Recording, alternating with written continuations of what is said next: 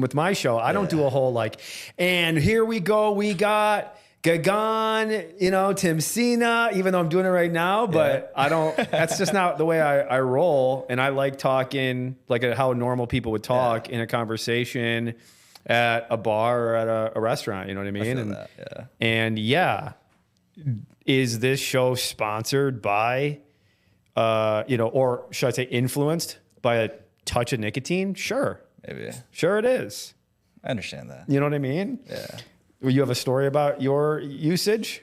It was my first time. It was, I'll drink this in a second. I was watching Game 7, Timberwolves versus Nuggets. I was like, not courtside per se, but close enough, right? And I took 2 of the 6 milligrams because they're like, take it. I was like, whatever, I'm new to this. I was like, I'm not I got this, whatever. Yeah, you're a big guy. Pop these bad boys in, dude. 5 minutes max. I was like, let me take them out. And the first time you take it, you just feel this right there. Ooh, you got the bubble gut. Not only did I get the bubble gut, I was like, I gotta go. Yeah, you got white. You turned white. I turned white, and then it's just in the bathroom throwing up, having a blast. Yeah, baby. See, But hey, now I come from a farm community. Well, Hilton High School. Yeah. My farmer friends. That's what they all threw in gigantic chews. So we started chewing at a real disgustingly young age, and. But it was okay because they were farmers. Yeah. You know what I mean? That was part of their culture was chew. And you'll never forget your first cherry skull chew. Delicious. But no, I'm off the cheese now. But then once I heard Peter Attia, anyway, some health influencer was like, a little bit of nicotine is really good as a nootropic. Yeah. It does help guide my thoughts a little bit. I also do like, actually, you know what? Let's talk a little bit about my stack. You got a good stack you want to talk about with your dietary stack? Do you have like, here, I do these vitamins. I'll say these. So Alpha Brain is really good. I get the black label. Yeah. It's really helpful for when I'm in the zone, when I'm either prospecting or I'm dialing or those are usually the 2 things I'm using it for really is prospecting and dialing.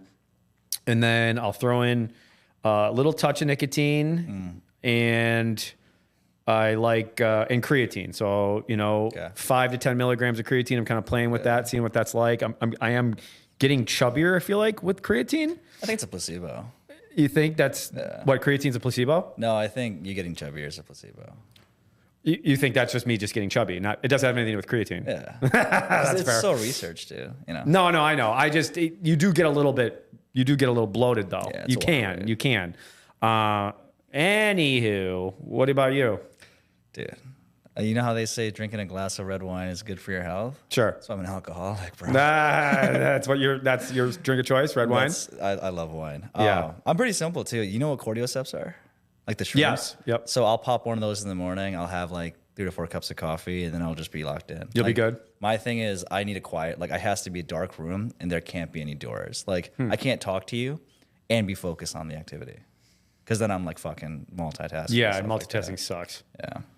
I mean, you have to do it at times, but truly it's not worth it. Like if you really want to just focus in, because I try to get 3 hours of like that deep work. Prospecting, right? Yeah, in that prospecting and calling, or maybe I'm just sifting through and trying to find the right property to call or for the right owner to call, or one of our new endeavors is our Suplex Construction. So we're doing a lot of third-party construction for office, retail, medical space, and we're really liking that world. Yeah. So that's a big new driver for our company.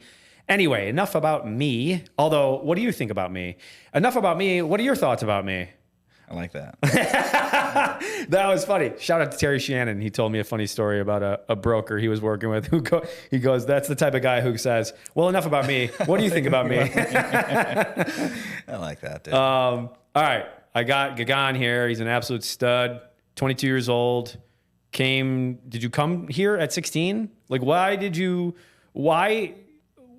really think there is a unfair advantage to being an immigrant in this country. Okay.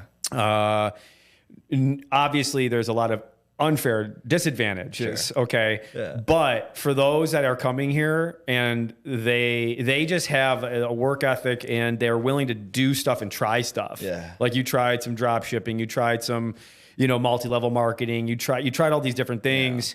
You found real estate. But before we get into that, don't you agree that being an immigrant and seeing maybe your crew or the people that you've came here with or people that that are immigrants, their work ethic and their drive is way higher than just your average Joe here in America? Yeah, I mean, I think it's kind of like juxtapositionary in the sense of we work really hard, but we take less risks, right? So meaning that my dad works a 9 to 5. He's been working the same job for the last 15 years or so. And I told him, hey, like, this is what I'm doing as an entrepreneur. And I was like, hey, this is what's happening, blah, blah, blah. He's like, oh, you shouldn't do that. Just go work a 9 to 5. So last month I made about $27,000. And I was like, yo, look, I made 27 grand. He goes, oh, you know what? Just put this in the Roth. Just put this in the Roth. And I'm like, no, bro, I'm going to go invest in this myself. I'm going to go do mindset things. So he's like, why would you do that? So they work really hard, but they work really hard towards the activities that they know have a guaranteed return. So a 9 to 5, for instance. Sure. I think I'm blessed enough where, I was born in Nepal. Came from Nepal when I was 5 years old, so my accent really isn't there, although I can bring it out if I want to. That was a joke, dude. You're supposed to laugh. Oh, bring it out. Put it in drum rolls, bring it out.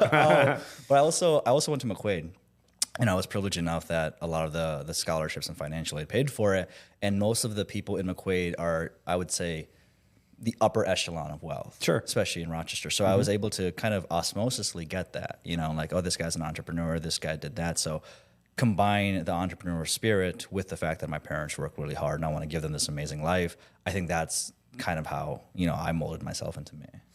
Yeah, I think some of that even is just your parents don't want you to take risks. Yeah. You know what I mean? Even though, although that's where the magic happens, right? When we do that. But at the same time, if I'm looking at my son and I'm saying it's you can see where you go, oh, I don't want you to get hurt. Yeah, I don't want you to feel the feelings that I've had to feel to get to the place to get here. But that's, again, how you become the most optimized, or that's to get to your best self is to really go through those trials and tribulations. You've been crushing it. You were just at a speaking engagement, you were telling me? Yeah. So I'm, you can look this up, the Columbus Report. I'm the most famous man in a city I don't even live in, right? So that got me a ton of opportunities, dude. I had lunch with a billionaire. I got invited to do a fund with guys that are developing like $600 million properties and developments, joining them as a JV partner. And all of that happened because I built out media. And the reason I was able to speak is because I built out this media, and agents were like, hey, how specifically are you doing this? Like, could you teach us? And I was like, sure. I did Columbus because my entire family lives there. We're going to be moving there in the next year or so. And I spoke there about here's how you specifically build media with, obviously a purpose of giving value, but also saying, hey, let's attract each other to the company and then we can work together on these ventures. Why real? I just think it's the best real estate company out there. I've been with a bunch of boutique companies, the Double H's, the EXPs of the world. And I like real for a few main reasons. Number one, the culture is just inherently different. There's no silos. And I think for me, the biggest thing is I want to be in rooms with people that have sold the billion-dollar numbers, right? The people that are selling hundreds of thousands of dollars worth of homes and making millions of dollars. And real from a cultural perspective, because culture is cadence. It's what people are willing to do. And it's also what people are willing to do with each other because another person is doing the same thing, right? Bravery isn't not being scared. It's doing the thing even though you're scared. Culture isn't saying, I don't want to do these things. It's doing the things even though you don't want to do it and someone else is doing it. So everyone's willing to give, so that's super duper cool. And for me, it was also about joining the company at a younger age, right? So I took a risk and it's paid off dividends. Like I have more stock than I can count. We have a partner named Karen Morbido. You probably know her. Shout out to Karen. Yeah, she's great. She's got stocks in the 6 figures now. Kem Kadaria, he's another one of our venture partners. He's got tons of stock. He's brought over 30 agents. And all of that comes from a position of here's value. And here's an opportunity that hasn't existed in our market. So we just went and we found an offer that's so good, so irresistible that people are coming to us left and right. No, it's great. I mean, if you make an offer that's so good that it would make you look dumb to not do it. Nosy, right? Yeah, exactly. It becomes really easy to sell it. Yeah, there's a world where I'd like to talk to you about that I know they don't do any commercial brokerages, but maybe they should. or maybe they shouldn't. Who knows? Maybe they're like, nah, we like our We got a thing. commercial division. Yeah. We'll talk. So that's cool. And yeah, let's go right into, I know you love adding value. You know, what are agents missing? Yeah, so I think the biggest thing is brand, right? And it's recognition. And I think Real 3D Media, shout out to Real 3D Media, they're doing a great job of helping agents show off the homes, show off who they are. But in today's day and age, and let's be honest, like cold caller, those robocaller blockers, they're more prevalent, right? People are more likely to get a higher volume of intent, meaning that you've got a wholesaler here, you've got someone looking to sell or finance here, you've got someone looking to list the house here, you've got someone looking to buy it here, you've got someone looking to flip it here, right? So the tons of just things that happen. And the difference in mindset and difference in approach is, hey, why don't I come to you versus why don't I lead you to me? And I think the biggest thing is because eventually I will get into a position where I'm purchasing properties, and I've A/B tested this on the Instagram where I've said, listen, this is my personal brand. You know who I am. I'm looking for a 480 unit. Every single time I've said that, Marty, I've had one person raise their hand and say, hey, I'd be willing to sell this to you. Every single time. So I think we have this idea of let's go do these activities that are all bottom of funnel. But my thought processes are, let me build the top and let the top build the bottom. Yeah, I agree. I think people, when they see you a few times, you start to get some know, like, and trust elements to you. And obviously it's why I'm investing in doing this myself, because I do it a couple of different reasons. I think one of them is I really just like to, this is a creative outlet. I like to talk to people, right? You know, and you don't really necessarily always get to do that when you're running due diligence on a, you know, industrial property. Yeah. And so I like doing this stuff, and I get to learn from people that come here. And it is a great way to, you know, when you can add value, like I hope that we can add value together, right? Absolutely. There is a way where you don't feel like it's an uncomfortable ask to ask you for something. And same with me when you're adding value. So, you know, being able to get people who I like that are inspiring to me in different aspects, it's great, because then I can really get to, and then you get to know them on a personal level, not just on a business level. So that's always nice. So what was the aha moment when you were using social media? Like, what was that first initial, holy shit? Yeah, dude. So there's been a lot of micro holy shits, right? And I've actually spoke with the person that I went to dinner with a little while back. I went to lunch and dinner with someone that owns, I think, close to $1 billion in assets at this point. And he's like, listen, I want to be your go-to developer. And I was like, dude, hell yeah. So the most important thing that we spoke about was opportunity cost of doing this thing and that thing with social media. And I can confidently say I've gotten probably close to 50 opportunities, and 3 of them are 7-figure opportunities. Like legitimately opportunities that if I put sweat equity and maybe the brand equity into it as well, I can say this will garner me $1 million within the next 5 years. So that's been the biggest thing for me. But combining with that, I also local attraction, right? The people that you're meeting maybe in a Subway, or you're meeting in a gas station, you're meeting in a restaurant. Like, dude, I know you. Hey, keep up the good work. Because fame is the most effective business model. Like, that's the one major thing that agents are missing. Fame is the most effective business model. It is. If Brad Pitt came in here and said, Marty, I want to teach you how to act, you wouldn't care how much he's going to charge you. You just wouldn't. So that's why we got to get famous. And local brand and local presences are so important. So I think for me, the biggest thing has been, I know you, I don't know where I know you from. Because all conversion happens in conversation. Social media's job is to create the conversation. Your job is to convert. Yeah, I agree. It certainly helps close the deal a little simpler if they've already seen you a few times, and they've, like I said, they know you a bit and they like you a little bit. But what can an agent do today? Like, what's something that whether they've been in the business for 30 plus years and they haven't been really very effective on social media, or they just don't know what they're doing, and what can a 22-year-old do today to help with their brand? Yeah. I mean, I know content nowadays isn't just necessarily, it's not an added, right? It's a necessity. And I say that very abruptly because it's true. Like, a lot of people nowadays are still thinking that I can go kiss babies and shake hands. And you absolutely can. But I would rather have it that not just one person in my meeting, but I can meet many. And that's the beautification aspect of content, right? That's why when you're posting things and you're getting multi-million views, you're reaching millions of people, right? My YouTube channel got, I think, 500 watch hours in the last week. Dude, there's not 500 hours in the week. Yeah. That means that the content itself is being absorbed by so many different parties that they're watching you. So I think the biggest thing that you can figure out is figure out your plus. And I think a lot of agents have this notion where it's, hey, I'm going to get my real estate license and real estate's going to be my center of the universe. That's not how that works. It's real estate plus something, right? So for me, it's working out. For you, maybe it might be, mountain biking. Maybe it's playing chess. Maybe it's being a dog mom. Whatever it is, it's that plus thing. That's where you go, and that's where you make yourself really well known.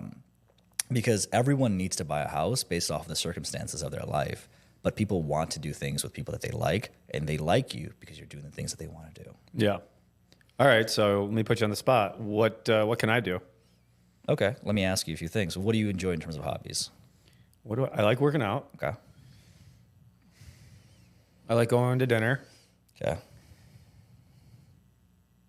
That's pretty much it. I like eating and I like going to work out. Dude, I mean, those are, they combine, right? No, that's awesome, I have to do both. So like what I would do is I would actually create some kind of content that surrounds the theme of purchasing properties and how that correlates with working out. So for example, you can say some things like, listen, if you're going to the gym and you're trying to purchase a property, then this video is for you, because working out is very similar to actually buying a house in 3 ways. Number one, you don't want to hit legs, but you gotta get pre-approved, right? That's a testosterone of the whole things. Number two is finding the right neighborhoods and finding the right gym. The atmosphere is important, and just in the same way, the aura of the areas, it's going to make or break your purchase. And number three is figuring out the school district. That's going to be hitting the biceps, hitting the triceps, those mundane things that you got to think about, not just for yourself, for the kids. My name is Marty, and this Thursday at 6, I'm actually going live where we talk about the entire process, and I break down our 8 to 3 guide where we help hundreds of clients purchase a property. If you want that, comment the word guide, and I'll send it over to you. There you go. That was good. Yeah, something like that. That was really good. I know, right off the top of your head. I think that's the part where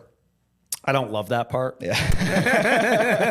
I do. I don't love that part, but I know it's important because I know that's how people get their information is they want something that's like that and they can snack on that and then they can eat the large meal on the 3-hour or 2-hour podcast type of thing. Yeah. And you can, it very simply, so from a content perspective, there's only 3 things that you really have to think about is number 1, the visual hook. Number 2 is the audio hook. And number 3 is the imagery. Right? So it's the captions and it's the image behind everything. So when you're making something, you want to have generally a bold text in front of everything. And you want to have it where you're positioning yourself right in the middle of the frame because you're taking up spot. Right now, the biggest thing that I like to say is you're taking timeshare.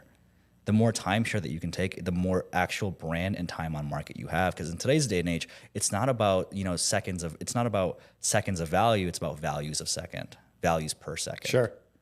Because there's just so much content to absorb. There is.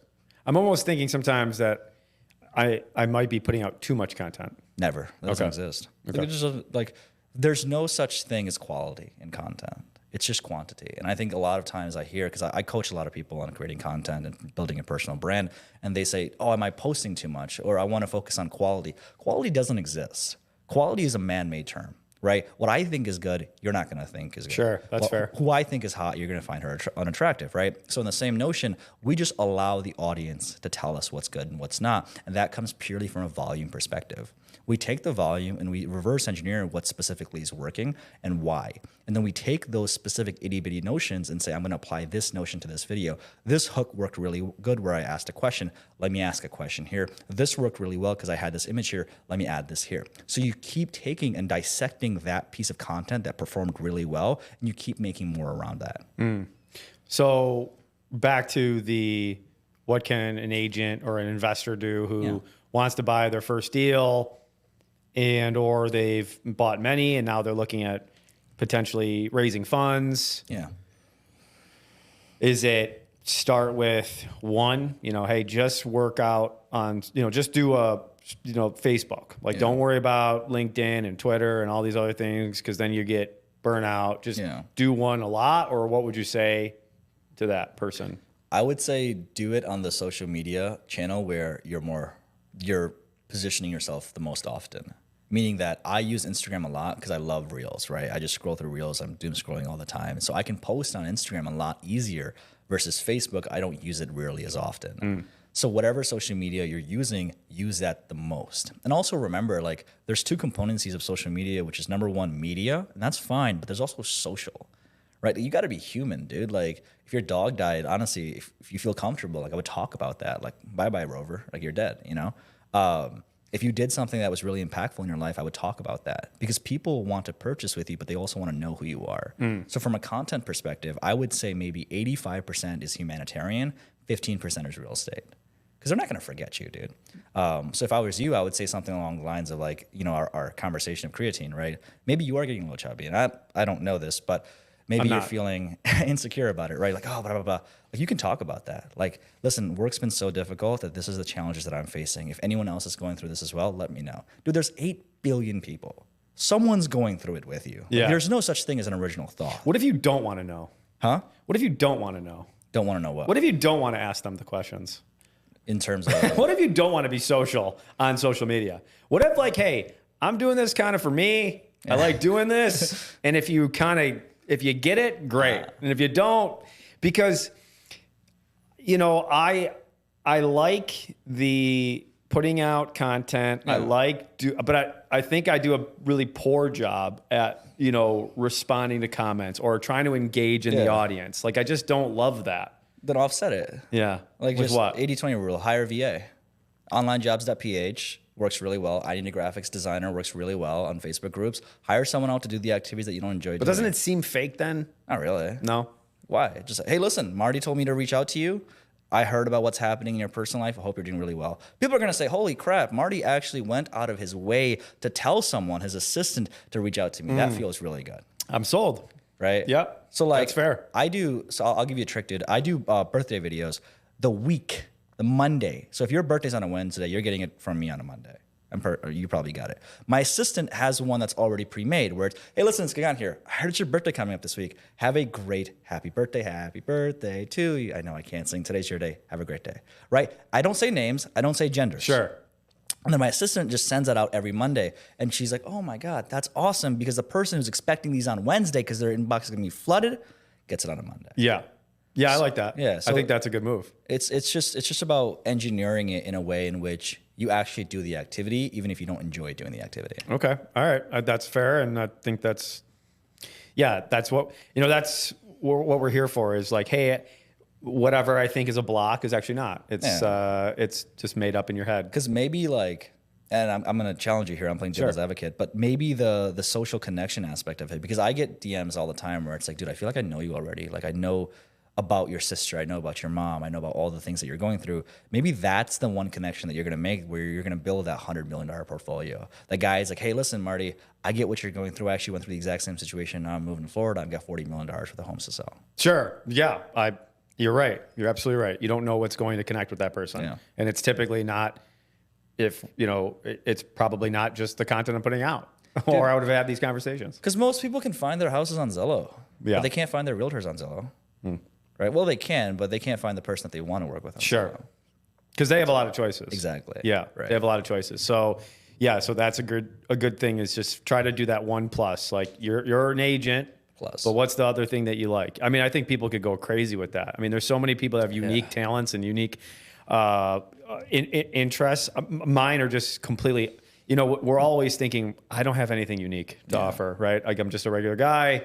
I like commercial real estate. We're buying commercial real estate. And oh, by the way, I do enjoy, I guess one of the weird things I like is I'm really into wrestling. Not WWF stuff, but real collegiate wrestling. Yeah. I follow it. I love it. I have my son watch it with me. It's like that's why our company's Suplex Properties. It's because I was a wrestler. My partner was a wrestler, and we both love it. But it's just unique to us, right? Yeah. But there's other people that probably share in the love of wrestling, always freestyle and folk style wrestling. Dude, it's like we think we're like this idiosyncratic creature when we're really not. Like there's more people that are similar to us, and this is just from a human perspective. Then I think we're more similar than we are different. Yeah, Yeah. And I think because real estate, dude, it's a high ticket item. Like it's not a low ticket item. You don't need to sell 5,000 houses, right? You need to sell 25 to have a good life. So it's high ticket, meaning you don't need to collaborate and have too many relationships, which is always a good thing. But even if there's 30, 40 people that share the same interest with you that you now have conversations with, I think that's worth it. Yeah, I agree. And you'll have better relationships with those people because you have the same interests. Exactly. Yeah. I think that's great. And then you can kind of pick your own partners through that because you're like, well, I like this person because we, eat at the same restaurants, or we like the same interest, that we like the same things. People hate being sold to, but they love shopping with a friend. Yeah, I agree. I so much. In fact, I'm buying a car, and I'm looking at Carvana because it's like the least amount of people involved. It's just me and then the algorithm. Yeah, I don't want to have to do, and it's just because I just don't. It's just a whole freaking nightmare buying a car. Is it? What are you buying? I want an SUV. Yeah. I think I'm down to, and this is the problem. Like the Kias, everyone is. I don't even know what the insurance looks like on stuff like that. But the Tellurides are super dope. Yeah. I like the Hyundai Palisade. But again, Hyundai, I don't know what's going on with them and what the insurance would be because those are getting stolen too. And then something in the Toyota range, like a 4Runner or something like that. I just bought the Prologue. It's pretty cool. What is it? It's the Prologue. What is it? It's an SUV? It's an EV. Yeah, it's an SUV. Oh, okay. But it's pretty cool. Yeah. It's nice. Who makes it? Honda. Oh, okay. Yeah. Yeah, Hondas look good. I haven't checked out any Hondas. I'm debating between that and then the RAV4 hybrid. I think the next car will probably be a hybrid. RAV4s are dope. Yeah. They're just a little bit small. Yeah. Because with kids and everything, you'd like to look the little extra. But yeah, if it was just me, definitely a RAV4. I loved it. I was test driving them. So what else? What else you got going on? What's something that people can? I think one of the things that people come on here or when they're looking at what they can do to differentiate themselves. Yeah. On like a YouTube channel. Yeah. I feel like there's not a lot of people that are doing YouTube channels. Just me. Yeah, just you. Yeah. And not a lot of agents specifically. Well, why not? It's hard, dude. And agents are lazy pieces of shit. It's like, truth be told, right? That's messed up.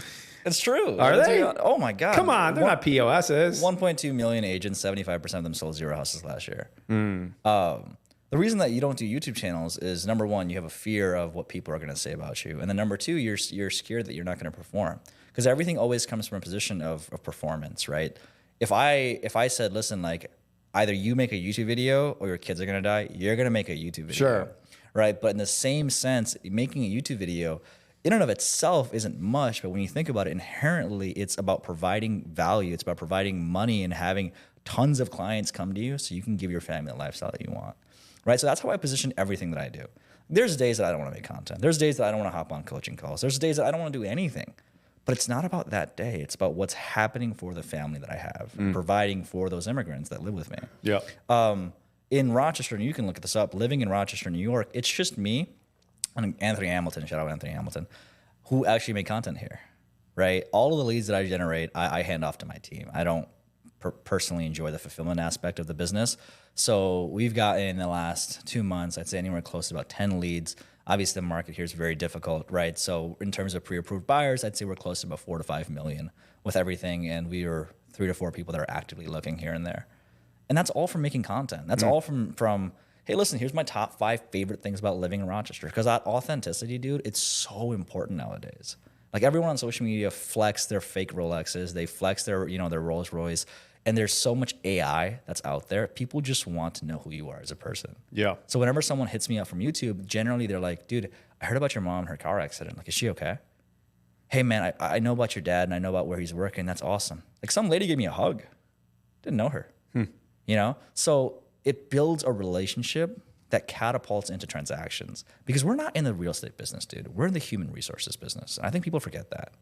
Yeah, I agree. I think a lot of times it's the human aspect that we can tend to lose, but at the same time, it is a people business, right? I mean, we're dealing with people every day, and I could go on that. But what? What do you think someone should start to do? Should they do a YouTube channel? Should they or do a photo of themselves? I mean, what? Yeah. Again, you got to start from the beginning with a lot of these people because not everyone's doing what you're doing. Yeah. So what would you suggest? Yeah, so I can speak about it from my perspective. Just food for thought is I built a media channel to about 20,000 followers in the last 3 months, and I've garnered close to about 10 million views in Columbus, right? The Columbus report. So what I say isn't necessarily just theory, it's practical applications that I'm doing there in Tampa. The biggest thing that you can do is talk about the total addressable market, or the TAM, and that's going to be Rochester. It's going to be what specifically is happening in Rochester, maybe from a day-by-day event, a week-by-week, from concerts that are coming, events, things to do, big projects that are happening, the whole shebang. Because now you've addressed the entire marketplace. The middle of funnel that you move into is going to be Webster versus Pittsburgh. What's better for you? Or if you're looking for schools, if you're looking for lakefront property, what specifically you want. So now we are moving middle of funnel. And then bottom of funnel is going to be content that specifically surrounds the house. So work with Real 3D Media. They're going to do drone shots for you. They're going to show off your listings, things of that nature. So now if someone's moving through that, that pillar, what happens is, let's say you and I are thinking about moving to Rochester, right? And the content comes, top 3 reasons to live in Rochester. And you're like, oh, that's cool. Let me look at this. This guy's cool. Next post. Oh, Webster versus Pittsburgh. Yeah, I want better schools. Okay, Pittsburgh's where I want to live. Cool. Wait a second, $600,000 house in Pittsburgh. Oh, this is a nice house. And at the entirety of the thing, every single time, it's always one page, the Rochester report, the Rochester report, the Rochester report. So at the end of the day, they're hitting you up and saying, dude, I've listened and I've seen all of your pieces of content. I want to work with you. Yeah. To circle back to what specifically they can do, I would, number one, tell your audience who you are and what you want. Because if you don't tell people what specifically you want from them, they won't give it to you. Yeah. So the first piece of content that I would make is I would get a professional headshot and I would say, hey, my name is Marty. I purchase properties. I own Suplex. And this is specifically what I'm looking to do with all of my partners. If you think that we can do any ventures together, let's do it. And then moving forward, you start talking about who Marty is and forming and cultivating identity for yourself. Because, dude, people forget, we are our own niche. I think that's the most powerful thing. What do you mean? Like, we are our own niche, dude. So real estate, it's a service-based business, right? The product, people think it's selling houses. I disagree. I think the product is you. And you just happen to be selling houses. We have this big slogan in our company's headquarters where it's operationalize generosity. Right? Operationalize generosity. And what that means is, how can we systematically give so much away that people just want to indulge with us? How can we give so much free value away that it's like, what is going on? How can we make an offer so good for purchasers, for sellers, for investors, for agents, that it's like, these are the only guys that I can associate myself with. And we've made that offer so good that we're the most transited to real estate company in the entire Rochester market. In the last 2 years, we've lost 0 agents in the Rochester market, right? And I think that's all about offers. So you are your own niche, right? What you enjoy doing, you mold that relationship with your audience. And most people forget that. Like, it's not about houses, dude. It's about you. What about, like, let's go to a commercial agent. What are your thoughts on, like, how would a commercial agent separate themselves? The exact same way. So let's say you're selling primarily commercial listings, right? And you want to focus on a specific niche or a specific avatar. I wouldn't talk about anything other than that avatar. So for example, what I'm doing is I just passed my real estate exam in Columbus, right? My entire thing, there's a place called Murfield Village. If you're into golfing, Murfield Village is where they hold a lot of the PGA tours.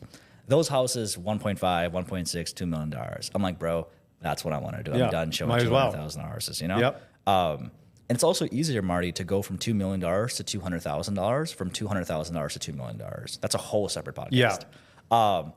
But my thought is, let me go here. So what does that look like from a operational perspective and a tangible perspective? That looks like me eating at Marfield Village, me driving at Marfield Village, me showing Marfield Village, me interacting with people from Marfield Village, me lead generating in Marfield Village. All of that happens. You cultivate an identity that says, this is the guy from Marfield Village.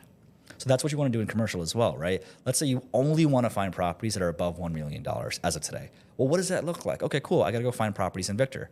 Got it. I got to go talk about people that actually buy properties in Victor. Awesome. Where are these people at? Oh, this guy, he's at a car show. That's where I want to go. Sure. Right? You want to find people at their natural ground and then talk with them about the business. Because remember, it's real estate plus. So for you, if you want to go get maybe a $20 million investor, what does that look like? You go to a DoubleTree, right? You go to Char.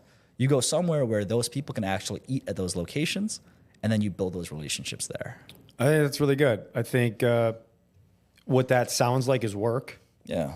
And people might just do that once or twice, a lot of times. That's why agents don't sell houses, dude. It's 75% of them didn't sell anything.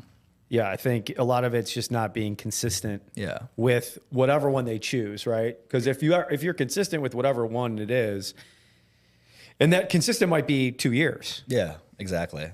And Rochester is a slow turning market. You know, in other marketplaces, like I've given 2 leads off in Columbus, $500,000 pre-approved buyers. Both of them are already under contract, and it's been less than 72 hours. Yeah. Right. Rochester, And it's probably closed by now. Rochester, it's going to take you 7 years. it's going to take a while here, Yeah. right? So the reason I bring that about is we're a slow turning market, but that's not to say that we've stopped turning. And it's just your job to cultivate those relationships and to cultivate those conversations. Because if that's not what it's about, then what other option do you really have? That's kind of how I position a lot of the activities that I do. It's like, what other option do I have? Like, what else am I going to do? Yeah, like I could go work a 9 to 5, but that would never happen, or I could die. Yeah. And it's like, I don't want to die. Or are you saying, what else am I going to do with my time other than put out some content? Because Yeah. what are you really doing as, I'm talking about myself as an investor or an agent. I mean, there's only, one of the things that's tough for me is because I've had so much success with prospecting. Yeah. And cold calling. And I can really see the ROI immediately on that. Yeah. With something like this, I know there's a benefit, but I don't necessarily see the ROI right away. And I think that's one of the tougher things when you're putting out content is, did they come because of that? I mean, you got to ask the question, well, how'd you hear about it? How'd you hear about me, right? You have to do that just so you can feel good about what you're doing. But this is an expensive endeavor. Just putting out your phone and doing a video is Very cheap. Very cheap. Because I think and I'll push back with you on this too. It's not a matter of or, it's a matter of and. Right? It's not a matter of let me do Like prospect and video. Bingo, Yeah, right. absolutely. So, yeah, agreed. And the other thing that I oftentimes think about, and I talk to my team about, is the LTV, the lifetime value of the consumer and the customer, right? If you came in from a cold call, that's fine. But realistically, the chances that I keep following up with you after you close from a cold call perspective, maybe from an email marketing perspective, cold traffic perspective, it's going to be very limited, right? Because I need to keep going back to cold calling. If I stop cold calling today, I'm done. My leads are dead. Sure. Right? Yeah. Versus using the formula that we're talking about and really branding yourself on social, it becomes a matter of, cool, we closed, but now you see me every single day on Facebook driving my Honda Civic with my kids. Honda Civics are too small for you, but Yeah, but like that's something that's evergreen because it's always there. Yeah, it stays there forever. yeah, I forgot who said it. It was so good, dude. It was like, you just need 1,000 true fans, and it's more difficult to do that with. And I love cold calling, by the way. Like that's how I made my money. Like I was homeless, and cold calling literally got me an apartment. Like it saved my life, right? So I am all for cold calling. I'm now in the position where I only want to talk to people that want to talk to me. Sure. Yeah, no, that's not cold calling. That's how it's like. Rarely will they ever want to talk to you, but no, and I'm with you. I think it's just it's a mindset shift. Yeah. It's just, hey, do this and this, and then you can. But you definitely need something that's going to stick around. And I don't disagree that the cold calling thing is transactional because after they're done, they don't really remember you. Bye-bye. Anybody because I'm always like, where are my referrals? Where are like the people saying, hey, Marty bought this house. You should call Marty. I've bought whatever, hundreds of houses. Yeah. And which I've either flipped or assigned or whatever, or have held. And we don't get a ton of referrals. Yeah. Hermosi says there's 4 ways of generation, like lead generation, right? Cold outreach, warm outreach, content creation, and ads. And we've gone very, very heavy into SOI and social. So I'll give you an example. One of my buddies, his name is Kem Kadaria. I'm sure you're familiar with him. But he's currently right now projected, well, not just projected, but he's gotten 1 listing per listing video on social. That's great. How insane is that? Right? He's posted 6 listing videos, and he's gotten a listing from every single post. So he's doing a video of a listing that has listed, talking about the property, posts it, and then someone comments and then says, hey, I want your this help. for my house. Yeah. Like, how insane is that? Why doesn't he just do that all day long? That's all he's doing. That's all he's doing. Good. You know what I mean? Yeah. Like how it's such a cool concept because I think all of these things, they mold together, right? We talk about where specifically did you come from so we can focus on the 80-20 rule, but realistically, the audience as a whole is multifaceted, right? They're seeing you everywhere. Like there's a reason that so many companies are building more data centers. Like they want to store cloud. Sure. The reason they want to store that is because if they're seeing you on this form of social, realistically, that data, maybe from YouTube that goes to Instagram, from Instagram that goes to YouTube, they're going to cross-pollinate. Because the entire job of a social engine is to keep you on that engine for as long as possible. So if you're seeing me on Instagram, realistically, you're going to see me on YouTube as well. And that's where we get most of the conversations. So our funnel for now is Instagram to the newsletter, newsletter to the live YouTube video to a CTA or a booking. And that's to do media for them? Yeah, so for us, for me specifically, it's been agent attraction, right? I love the location freedom of being able to attract an agent to my company and say, hey, listen, come here, I'll help you build out whatever you want to build out, and then I can go do this from Dubai or Thailand. Yeah. Like I'm going to Dubai, and then I'm going to Thailand, and then I'm going to Cali. I wouldn't necessarily be able to do that if I was just doing transactional real estate. Yeah. No, you wouldn't be able to do that. So, all right, we got to wrap up. What are the two things that you want to talk about in regards to social media and real and what you can help out with, an agent that might be in like a hybrid, not sure what they're going to do next? Yeah. So what I can help out versus what you need are two very different things, right? So for us, one of the biggest things that we're doing is we're developing from a cultural perspective a community that number one wants to work together with each other, and number two that truly wants to develop, right? We've turned down more individuals that have come to Real or to our specific office than we've let in, because I think culture is cadence, and cadence is really important, and one bad apple can ruin the entire thing. So for us, it's been a matter of what do we like about you as a person, and do you like us as humans? Because if you don't, then everything else becomes a moot point. So the biggest things that we can do together is we're developing a media company that's going to help you launch ads, that's going to help you create these systems, that's going to help operationalize the virtual assistants for you, the whole done-for-you approach. Yeah. We're also developing an actual location. So in our office, we're going to be doing something similar to this, where we have podcast studios, where we have cameras, where we have this set up, and then you can just go ahead, take care of whatever you want to take care of, and our VAs will do that for you as well. So that's kind of what we're cultivating here. In terms of me personally, I'm building out multiple media facets so I can show that I can actually build out media facets, right? Hermosi says, take as long as you want to build out the cool shit and talk about the cool shit that you've built out. So me, I want to build out the Tampa report to 10K. I built out the Columbus report to 20K and say, hey, listen, this is what I can do, and this is how we can help you as a local service business. Because every local service business will make more money by getting known and getting famous. Definitely. Gagan, that was great. Hey, last thing, where can someone go to get the best Nepalese food? Oh, that's a good question. So Nepali food, I'd say there's a lot of really good places in Jefferson Road. Like what? I really, really like Thali of India. Okay. Even though they say they're Indian. They're really, really good. That's in the Wynn Jeff Plaza, right? Yes. Yeah. Right next to like Rick. Okay, give me some. Yeah, what I'm looking for is like a buffet type thing where I go in and there's like 10 different things, and they pop. So Thali India is one of my favorites. Thali, you go there. I actually know the owner, so I'll connect you guys. And then there's another place called Namaste, which is actually on Jefferson Road. There's a bubble tea spot that just came to life. And the next building over, and this is how you know the food. Because I want this shit that's like, it doesn't look really pretty on the outside. Yeah. That's what I want. That's where you go. You go to Namaste because what they've got, they've got barbershop, and then they've got a grocery store, and then they've got a buffet. Nice. That's what I'm talking about. You want. Yeah. And then my favorite food. What's that one called?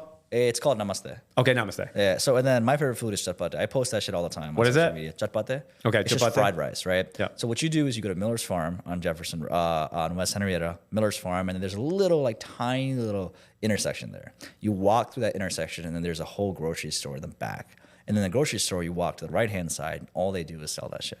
It's the best, dude. It's so good. It's those little gems, you know what I mean? It's great. Yeah. Gagan, I really enjoyed this. I think you gave a ton of value. I think if people are not posting, they should be posting today. And I think the key takeaway is the +1. I think that was great. Yeah, absolutely, dude. Thanks for having me. You bet. Take care, guys. See you later. Bye-bye.